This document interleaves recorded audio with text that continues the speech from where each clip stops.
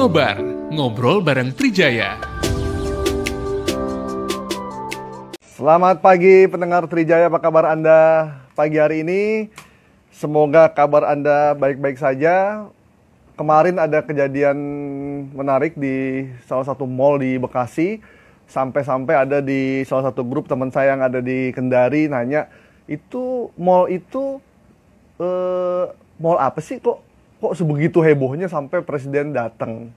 Karena saya tinggal di Bekasi, jadi saya cukup tahu. Kalau mall di BSD saya kurang tahu, itu Dodi yang tahu kalau di Tangerang, daerah-daerah situ. Tapi kalau di Bekasi, saya cukup tahu di Mall Summarecon tuh kayak hari-hari lah ya, karena sering ke sana.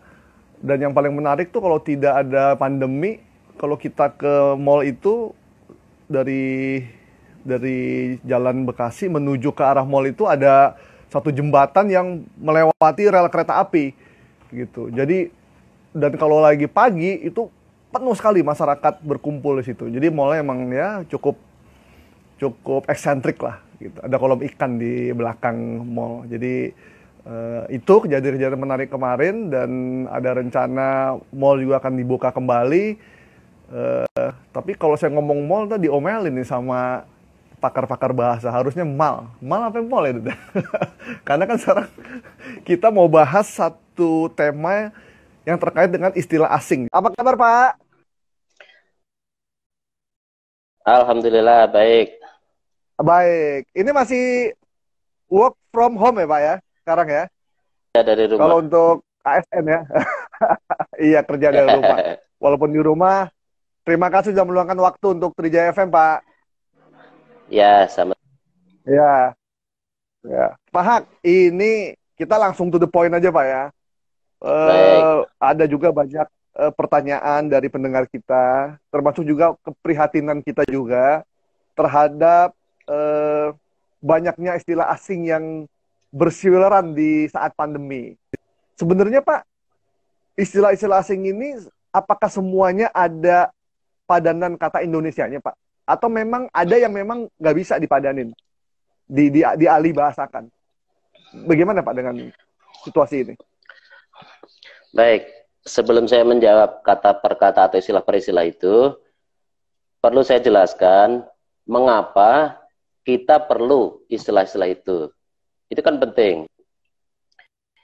Jadi yang pertama adalah istilah-istilah itu masuk ke dalam bahasa kita tentu bersamaan dengan konsep-konsep yang menyertai. Jadi yang Anda sebut tadi, airborne, herd immunity, dan seterusnya itu yang kita dengar itu hanya bentuk dari sebuah istilah itu.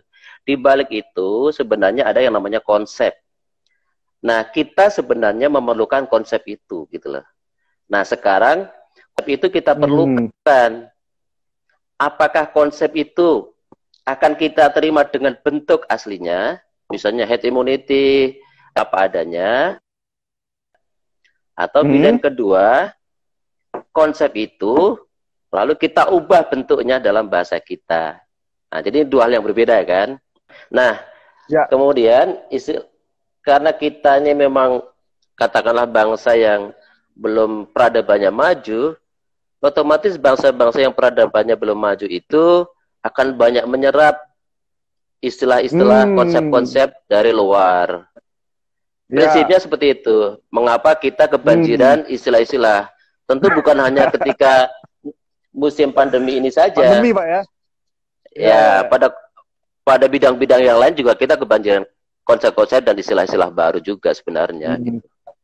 Cuman karena ini situasinya agak chaos gitu ya, kritis. Betul. Jadi dan semua orang ada di depan TV, semua orang ada di rumah, jadi kita terima banyak banget tuh istilah-istilah asing. Betul. Itu yang kita terima.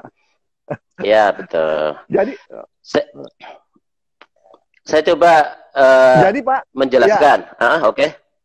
Ya, gini Pak. Jadi ada yang bisa dialih bahasakan ke Indonesia, ada yang memang sementara kita terima dulu apa adanya gitu ya Pak ya, maksudnya Pak ya? Iya, karena istilah itu di media muncul lebih dulu daripada pemadanannya dalam bahasa Indonesia, otomatis secara natural pasti istilah asingnya kita terima dulu, baru kita carikan padanannya, otomatis. Ya, ya, ya, ya. Nah, yang sudah dikerjakan atau digarap oleh teman-teman di Badan Bahasa ini apa aja, Pak? Istilah-istilah asing yang khususnya yang terkait dengan dalam situasi pandemi ini, gitu. Ya sebenarnya kalau mau lebih lengkap nanti bisa buka di IG Badan Bahasa ya. Tapi beberapa bisa saya sebutkan di sini. Misalnya new normal. Kami sepakat menggunakan new normal, Pak, ya? Oke. New normal itu kami menyepakati menggunakan istilah kenormalan baru. Mengapa diambil bentuk itu? Satu, karena normal itu adjektiva. Nah, kalau baru juga adjektiva. Jadi tidak mungkin adjektiva kata sifat berdampingan dengan kata sifat. Jadi normal itu harus kita ubah menjadi bentuk nomina. Memang dalam bahasa Inggris normal itu bisa dalam bentuk nomina, tapi dalam bahasa kita, rasa bahasa kita masih mengatakan bahwa normal itu adjektiva, bukan nomina begitu. Jadi kita ambil bentuklah kenormalan baru. Ada yang menggunakan tatanan baru dan seterusnya. Kami juga mempertimbangkan adanya penerjemahan balik. Kami khawatir kalau tatanan baru nanti akan diterjemahkan balik menjadi new order. Atau misalnya kebiasaan baru nanti akan menjadi new habit, gitu loh. New habit. Jadi kami khawatir itu ada masalah ketika ada terjemahan balik. Oke, ini banyak mungkin yang baru sadar nih Pak bahwa new normal itu adjektif dengan adjektif, sementara dalam bahasa Indonesia itu harus diubah menjadi nominal. Jadi nominal Pak ya. Betul. Jadi kata benda ya. Jadi ada tata bahasa, ada rasa bahasa gitu Pak ya. Iya betul. Intuisi kebahasaan kita. Ya, jadi kalau new normal tuh yang paling pas adalah dari teman-teman Badan Bahasa adalah kenormalan baru. Betul. Jadi bentuk kean itu untuk membuat yang kata sifat atau adjektif menjadi kata benda. Kean tadi. Halo, Pak Hak. Ya.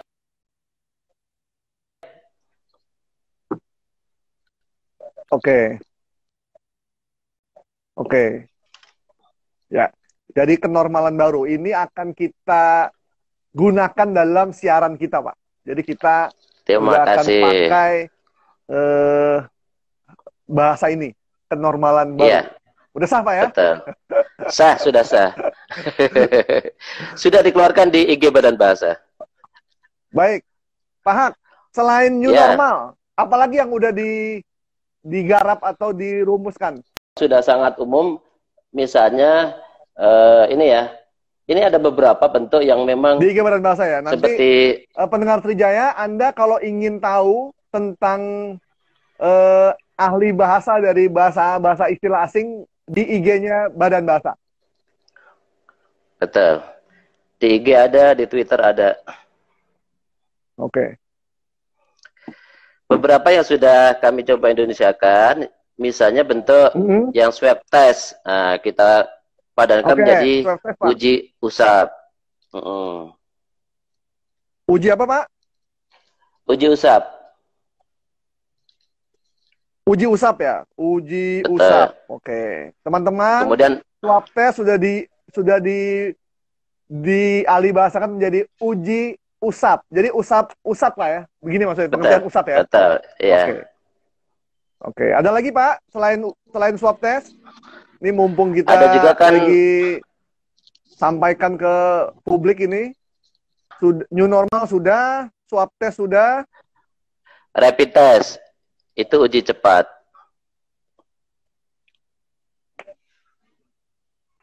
Ya, rapid test, uji cepat. Rapid test apa? Tes cepat ya, Pak? Uji, pakai uji kita. Uji cepat. Ya, betul.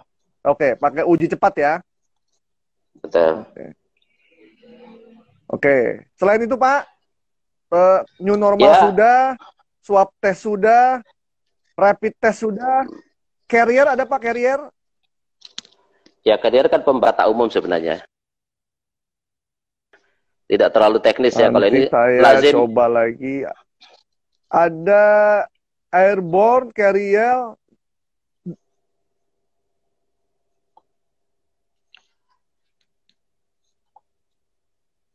Kalau airborne infection maksudnya, Ya.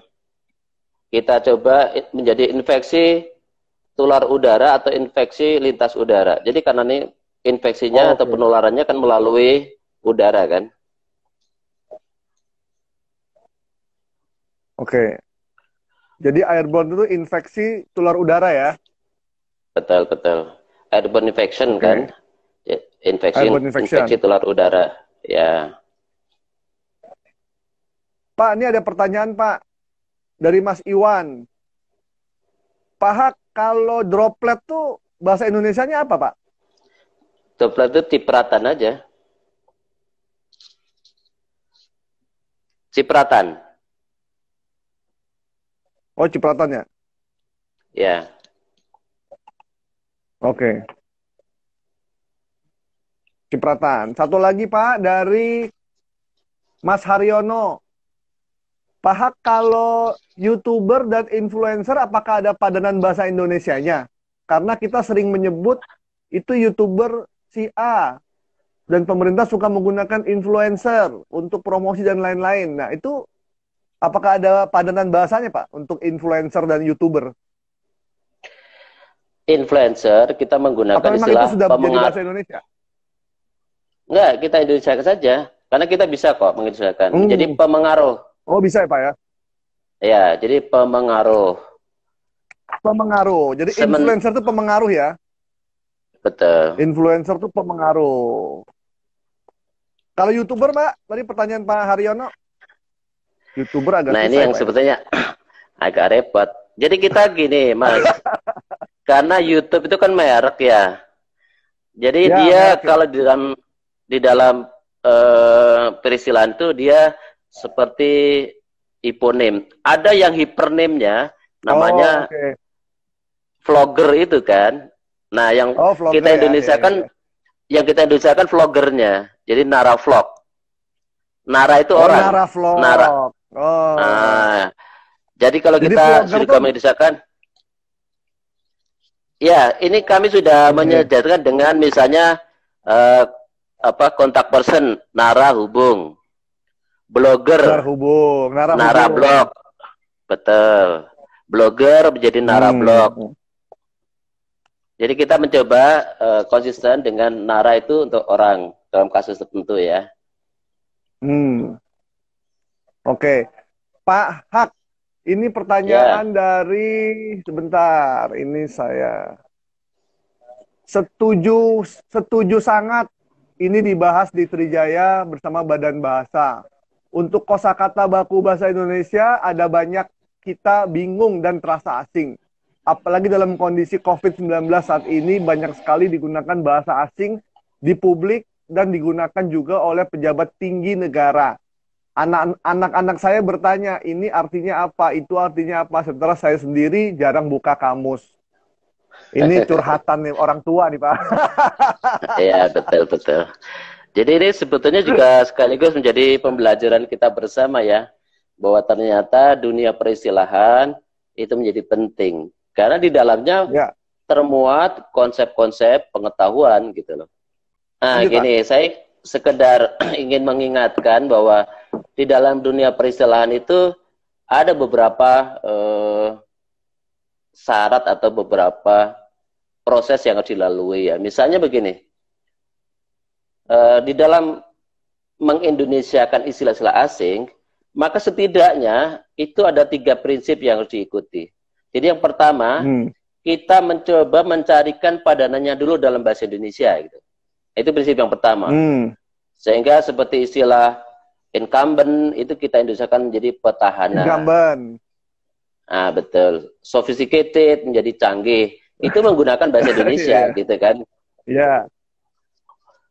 Tapi ada juga jika dalam bahasa Indonesia memang tidak ditemukan, kita bisa beralih mencari di dalam bahasa daerah. Jadi kekayaan kosakata bahasa daerah bisa kita manfaatkan untuk memadatkan istilah-istilah asing. Misalnya dalam istilah pertanian ada istilah pit itu ya. itu dalam bahasa Banja itu ada namanya gambut. Nah, itu kita padankan. Atau misalnya pain itu kita padankan dalam bahasa Sunda nyeri. Misalnya seperti itu. Oh, Itu nyeri. menggunakan kekayaan. Nah, Oh, nyeri. jadi Nyeri itu bahasa Sunda, Pak ya? betul kan? Iya, iya. Nah, Benar. baru jika bahasa Indonesia tidak ada, bahasa daerah tidak ada, kita Tidak ambillah ada. bahasa asingnya itu, gitu loh. Namun Oke. ketika kita mengambil bahasa asing, itu juga harus disesuaikan dengan bahasa Indonesia. Baik tata tulisnya maupun lafal pengucapannya. Sebagai contoh yang sangat umum, kita mengambil kata mall menjadi mal. Ya. Ya. Mall itu konsep karena memang peradaban kita tidak punya konsep mall. Peradaban kita punyanya pasar, toko, Pasar. warung. Nah, mall itu tidak ada dalam budaya atau peradaban kita. Jadi kita ambil. Nah, kita ambilnya dengan menyesuaikan tulisannya. MALL dalam bahasa Indonesia itu tidak benar. Kalau mau menjadi bahasa Indonesia, maka L-nya harus hilang satu. Jadi MAL. Mal.